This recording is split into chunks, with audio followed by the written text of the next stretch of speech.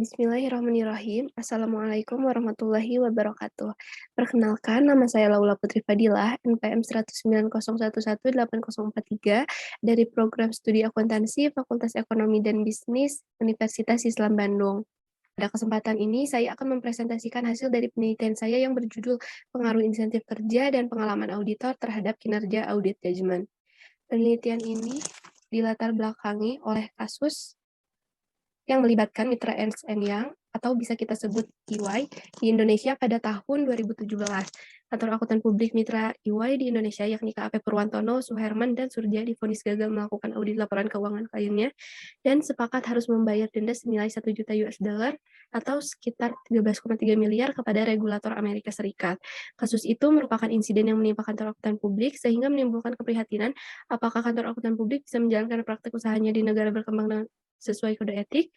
Kasus kegagalan audit tersebut telah menimbulkan krisis kepercayaan masyarakat mengenai ketidakmampuan profesi akuntan publik dalam mengaudit laporan keuangan.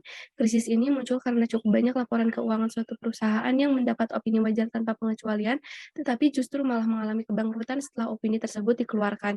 Kasus kegagalan tersebut mendorong kantor akuntan publik untuk meningkatkan kualitas jasa auditnya yang dapat dilihat dari kinerja auditor yang bekerja di dalamnya.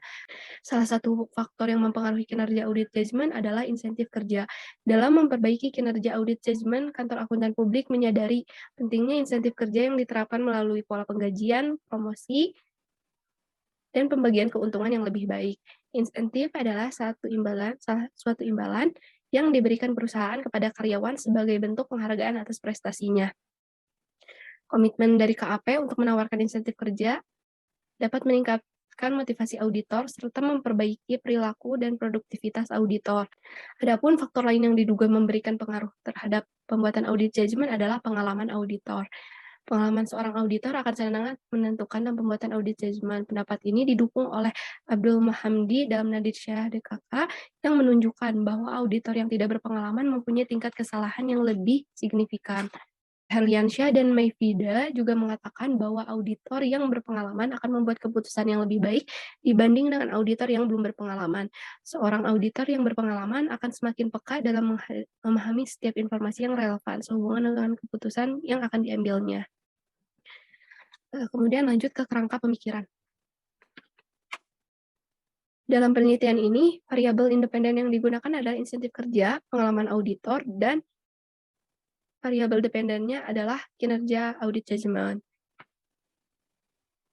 Selanjutnya, metodologi penelitian.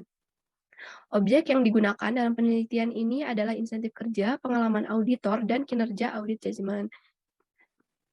Kemudian sumber dan teknik pengumpulan data, yaitu data primer, dan teknik pengumpulan datanya menggunakan kuesioner. Kemudian populasi dan sampel.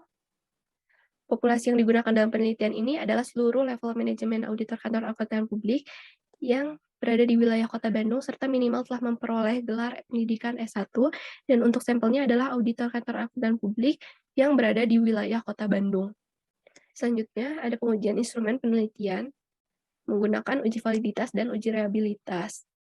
Dan yang terakhir rancangan pengujian hipotesis dengan melakukan MSI, uji metode uji asumsi klasik, analisis regresi linear berganda, uji simultan atau uji F, uji parsial atau uji T, dan pengujian koefisien determinasi.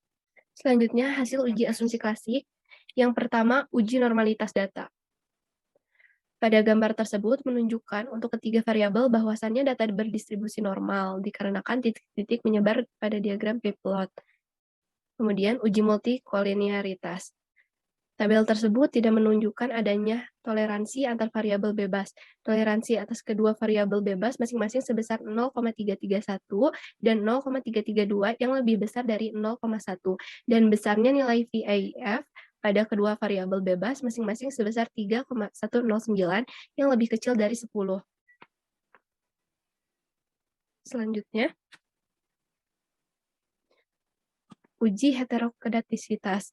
Pada gambar tersebut, tidak terjadi heterokedastisitas karena titik-titik temu tidak membentuk pola tertentu dan sebagian besar menyebar di atas dan di bawah angka 0 pada sumbu Y. Adapun hasil analisis regresi linear berganda.